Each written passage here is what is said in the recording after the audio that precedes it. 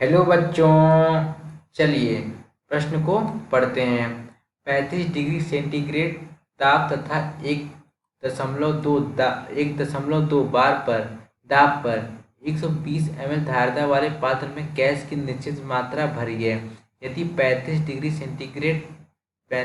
Centigrade पर gas को 180 ml धारिता वाले फ्लास्क में स्थानांतरित किया जाता है तो गैस का दाब क्या होगा।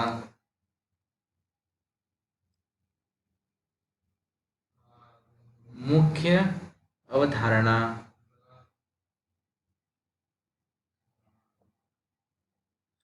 इस प्रश्न को समझने से पहले हमें समझना होगा बॉयल का नियम। बॉयल का नियम बॉयल का नियम क्या होता है? स्थिर ताप पर गैस की निश्चित मात्रा का ताप उसके आयतन के व्युत्क्रमानुपाती होता है। यानी कि किसी गैस का आयतन अगर हम बढ़ा देंगे तो दाब हमारा कम हो जाएगा, और अगर हम दाब बढ़ा देंगे तो हमारा आयतन क्या हो जाएगा? आयतन कम हो जाएगा। अब देखिए, अब क्या है, ये हमारा P1 V1 बराबर P2 V2, ये हमारा क्या होता है? स्थिरांक होता है। इसको हम ऐसे भी लिख सकते हैं, P1/P2 बराबर V2/V1। ये हमारा हो गया सूत्र। अब इसमें हमारा क्या दिया हुआ है? हमारा दिया हुआ है इसमें 35 डिग्री सेंटीग्रेड ताप, हमें क्या दिया हुआ है? T1 दिया हुआ है। T1 दिया हुआ है 35 डिग्री सेंटीग्रेड दिया हुआ है, और क्या दिया हुआ है हमारा?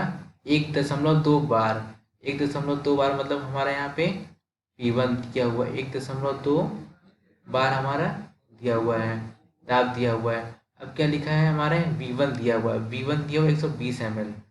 V1 दिया हुआ हमारा 120 ml, 120 ml। और यहाँ पे हमारा T2 दिया हुआ है T2 दिया हुआ है हमारा 35 डिग्री सेंटीग्रेड। P2 दिया हुआ और P2 कितना दिया है इसमें? P2 दिया है हमारा, P2 हमें निकालना है, और V2 हमारा दिया हुआ 180। P2 हमें क्या करना है? P2 हमें निकालना है, और V2 हमें दिया हुआ है 180। बस सूत्र रख दो, आ जाएगा। P1 V1 बराबर P2 V2, इसके मान इसमें रख देंगे। P1 का मान कितना दिया हुआ? 1.2 गुणा V1 का मान कितना दिया हुआ है? 120। यहाँ पर दाब क्या है? बराबर है। दाब हमारा यहाँ पर नहीं है, तो इसलिए हमारा यहाँ पे बॉयल का नियम लगेगा।